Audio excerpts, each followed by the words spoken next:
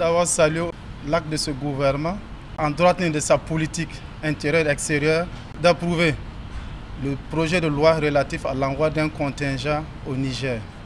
Ceci pour faire suite au communiqué conjoint qui avait été pris avec le Mali le 31 juillet en relation avec la situation de changement politique, surtout au Niger.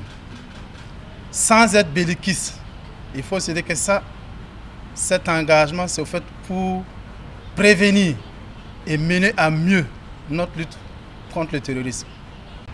On a laissé faire pour la Libye. Je sais que ça ne devait pas être la volonté des peuples, c'était une volonté des dirigeants. La Libye est tombée. Le Mali, c'était pareil. Ça a commencé avec le terrorisme.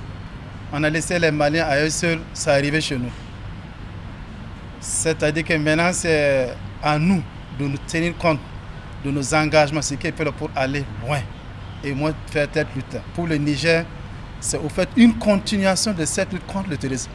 Ce qui touche à la sécurité du Niger touche fondamentalement à la sécurité du Burkina Faso. Et ceux qui sont dans la ligne de front avec le Niger ne nous diront pas le contraire parce qu'ils vivent de visus ce qui se passe sur le terrain. Ceux qui les attaquaient, comment ça se passait.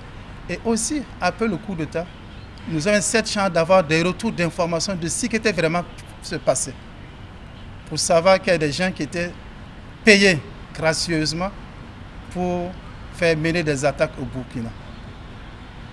Donc, mener cette lutte-là, comme je le disais, ce n'est pas un esprit belliciste, c'est seulement pour répondre aux aspirations profondes des masses populaires burkinabais, pour répondre, pour participer dans les meilleures conditions possibles à cette lutte contre le terrorisme.